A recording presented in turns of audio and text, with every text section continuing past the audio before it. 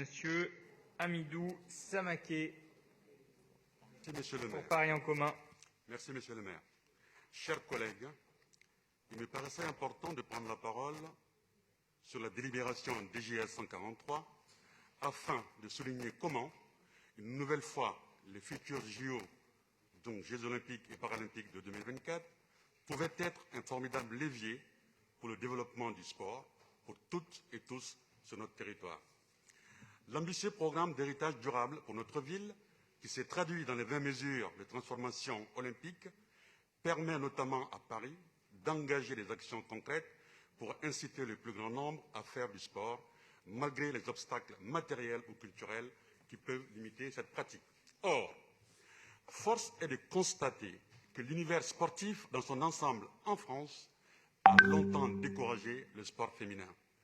Cette cécité est remarquablement visible dans cette phrase malheureuse de l'illustre Pierre de Coubertin, je cite, « Les Jeux olympiques doivent être réservés aux hommes, le rôle des femmes devrait être avant tout de couronner les vainqueurs. » Entre l'interdiction de compétition des femmes, longtemps pratiquée, les clubs et associations ne proposant pas d'offres mixtes ou spécifiques aux femmes, la moindre médiatisation du sport féminin et le différentiel conséquent de rémunération des sportifs par rapport aux sportifs, notre société dans son ensemble accorde toujours un caractère au mieux secondaire à la pratique sportive des femmes.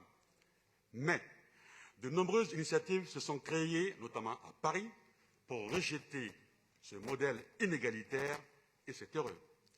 Briser ces barrières, c'est l'objectif fort de Paris Sportive que nous portons avec Paris 2024 pour permettre le développement de la mixité sur tous les terrains du sport au moment où les Parisiennes, qui représentent 53% de la population de notre ville, ne sont plus qu'un petit 15% à utiliser les sites sportifs en accès libre de la capitale. Je voudrais, avant de continuer, saluer ici l'action de nombreux clubs parisiens qui, dans nos quartiers, ont fait le pari d'augmenter depuis plusieurs années la pratique du sport des femmes. Paris Sportive nous permet d'aller plus loin. Cet appel à projet qui s'inscrit dans le temps long est un instrument supplémentaire pour créer de nouvelles actions pour favoriser la pratique féminine.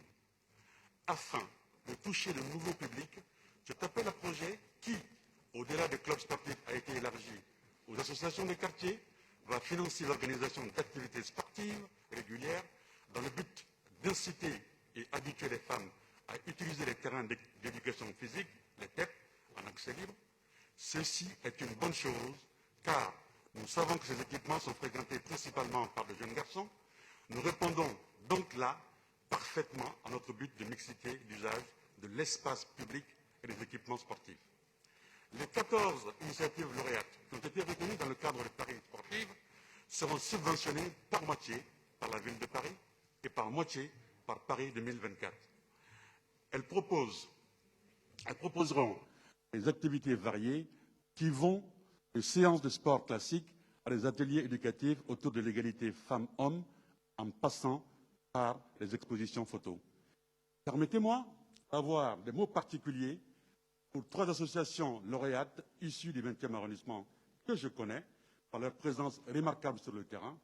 Je vais donc citer Paris Lady Basket, club de basket féminin, situé à la Porte de Lila, proposant du basket pour les filles.